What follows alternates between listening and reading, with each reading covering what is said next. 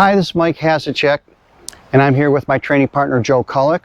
And today we're going to be talking about pepper spray. But before we start, we just want to give you a heads up. You should probably check out your state and local laws regarding the carrying and use of pepper spray for self-defense. Today we're going to be using what we call inert pepper spray. Inert pepper spray has the same consistency of real pepper spray. We have it in three different forms. We have it in a spray form, we have it in a stream form, and we have it in a gel foamy type form as well. We prefer for self-defense the foamy gel consistency in pepper spray. So if you're looking for pepper spray, you could just Google in gel pepper spray. We are not affiliated with any of the companies that manufacture pepper spray, but we tend to like Sabre because they make the pepper spray in a gel form. So we're going to be using only inert pepper spray in our demonstration today because it doesn't have the effects of real pepper spray, but does have the same consistency. And we'll be able to demo to you how it's going to look when it goes on somebody, distance, and how far you might want to be, which each one of the consistencies. And then we have different sizes of the pepper spray as well, so you can have an idea on how that works. Okay, now we're going to do a demonstration of the pepper spray use. So Joe is going to demonstrate. And we have a windy day today. It's about 70 degrees, probably about 7-8 mile an hour winds. So pepper spray is gonna, you're gonna see it, shift in the wind a little bit. So it gives you an idea of how accurate it can be. And of course, you don't want it to come back on you. Joe's gonna do a demonstration with each of the different types of pepper spray at 10 feet, and then he's gonna move in a little bit closer. I'm gonna get out of the picture right now and walk him through what he's doing. Okay, Joe's going to first start out, and he is going to use the actual spray. And we're going to show you at 10 feet what the spray looks like on a windy day.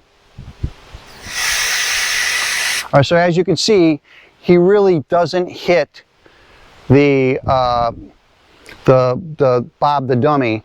It's missing him almost completely and spraying off to the right, okay? And that's at 10 feet. Now we're going to use we're going to do 5 feet. Again, using the spray. And works pretty good. So at about 5 feet, we know that the spray works pretty good. But you'll know that, you can see that it comes a little bit back onto Joe, not much. And that's the risk you have when you're using more of a spray. So we're going to demonstrate that spray. Go ahead, Joe.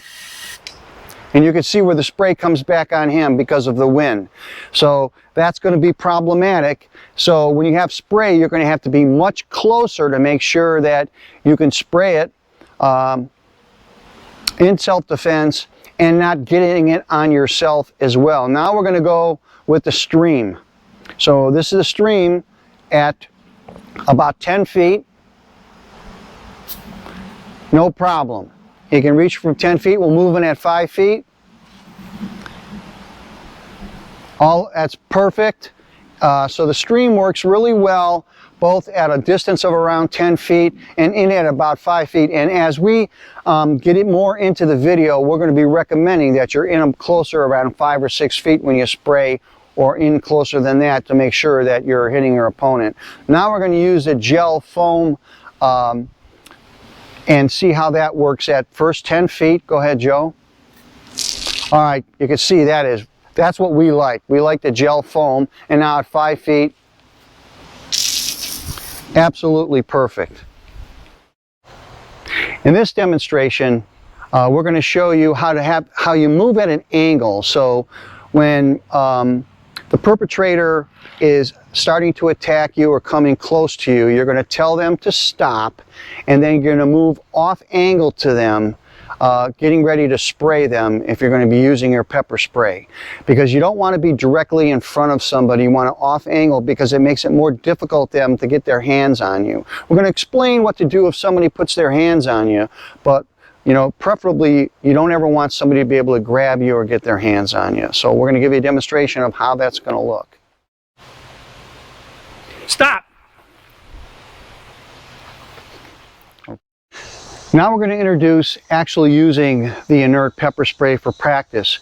I'm going to put on a motorcycle helmet and some protective gear for my sweatshirt, and then Joe's going to spray me, and we're going to see if he gets in my face and my eyes. The whole idea is you want to get the pepper spray in the person's eye. You want to get it around their nostrils and their mouth area, because that's what's going to shut their system down, and that's what our goal is when we're spraying the pepper spray. So let's go ahead and we're going to gear up and let's do the demonstration for you. Stop! Don't come any closer! In this particular demonstration, we're going to show you what happens in a worst case scenario, and that is when the perpetrator actually grabs the hand that you're holding the pepper spray in, preventing you from pepper spraying their eyes, nose, and mouth.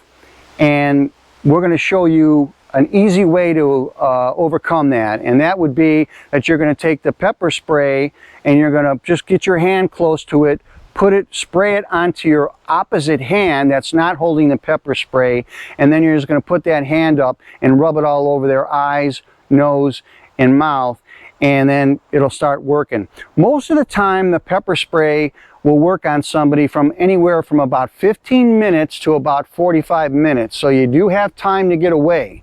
Once you've sprayed them, you want to get away, you want to call the police or call for help.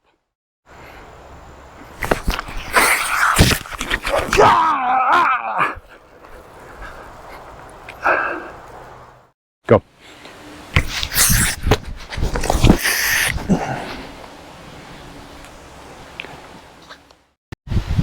In this particular scenario is going to be the worst case scenario, and this would be where the perpetrator is going to take you down to the ground. Now, we've covered this in another video. If you're going down to the ground, it's good to get your legs around this person's waist so you have a little bit of control of them. And we always talk about we want to get nice and tight, because if somebody starts punching you or elbowing you or choking you, it's because they have enough space to do that. But if you get real tight and you have your pepper spray, if you had your pepper spray in your hand and you just got knocked down, we're going to show you how to use that using the same hand technique, spraying it on your hand and then working it into their eyes, nose, and mouth. So we're going to go to the ground.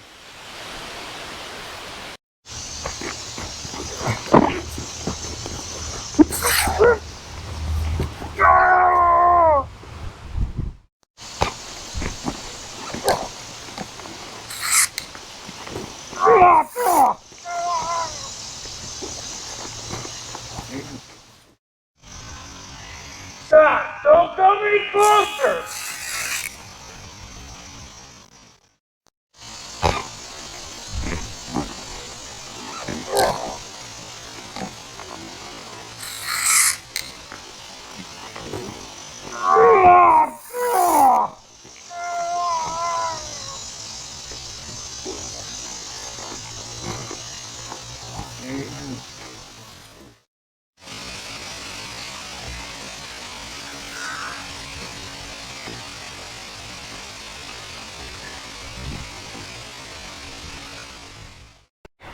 In this demonstration, we're going to take a real simple target stapled to a board and then lean it against a tree and just practice shooting at that target. You don't have to have a bob dummy to practice this, but it's really good that you put up some sort of a target, even if it's a size of a paper plate, staple that to a tree and take a couple practice shots just so you can make sure, and again, we encourage you to use the inert spray because it's completely safe, to make sure that you can hit your target. Okay, Joe's now going to demonstrate just shooting at a regular target against a tree for accuracy purposes. He's going to use all three different forms of the pepper spray. He's going to begin first with the spray and spray that from about 5 feet. No problem. It's close enough and the target's completely covered. Next one we're going to use is going to be the stream, and that's again at 5 feet. Go ahead, Joe. No problem, saturates it perfectly. And the last one, of course, the gel, which is what we like to use the most. And go ahead, Joe, at 5 feet and saturates it. And it's not very, there's not too much to the accuracy of this, but it's good to take a practice and make sure that you can hit your target. Joe and I would like to thank you for watching the video today. We had a lot of fun making it, and I had a lot of fun getting sprayed by Joe. Enjoyable. As you can see, it's kind of easy to use pepper spray, and it's most effective when you're probably 5 feet or in closer, to make sure that you get spray in somebody's eyes, nose, and mouth and cover them pretty good. The gel spray, foamish spray, we recommend that over the other two of the stream and spray. But whatever you could use is gonna work. And even when you put it on your hand, we thought the gel was better probably to use because it's more visual, but it's also more effective in self-defense as well. And we're going to be continuing making these videos on different topics of close quarter self-defense. We hope you enjoyed it. Hit the like button if you did, and God bless you.